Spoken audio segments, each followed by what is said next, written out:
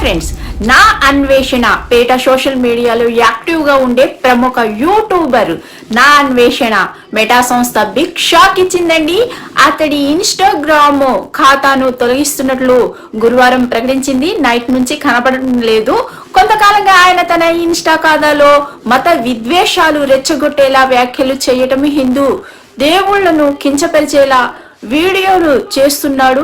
దీంతో ఆయనపై నగరంలోని పంజాగుట్ట, సిసిఎస్, సైబర్ క్రైమ్ విభాగాల్లో కొన్ని రోజుల క్రితం పలువురు ఫిర్యాదులు చేశారు.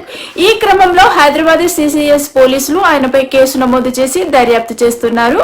ఇందులో భాగంగానే అన్వేషకు సంబంధించిన సోషల్ మీడియా ఖాతాలను క్షుణ్ణంగా పరిశీలించారు. తాజాగా అతడి సోషల్ మీడియా ఖాతాలపై మెటా నిషేధ విధిస్తూ పూర్తిగా బ్యాన్ చేసింది.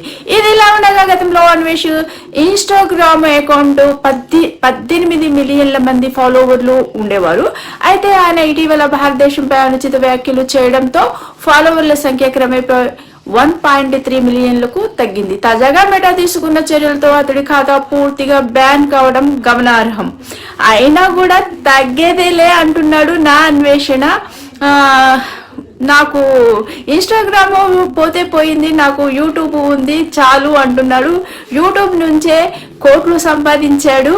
ఇప్పుడు ఇన్స్టాగ్రామ్ లో పైసా రాదు, నాకు అవసరం లేదు అంటున్నాడు. అయితే అతనిపై చాలా కేసులు ఉండడం వల్ల మెటా అది గుర్తించి అతన్ని ఇన్స్టాగ్రామ్ నుంచి తన ఖాతాను తొలగిస్తున్నట్లు ప్రకటించింది. నైట్ నుంచి నా అన్వేషణ ఇన్స్టాగ్రామ్ కనపడటం లేదు.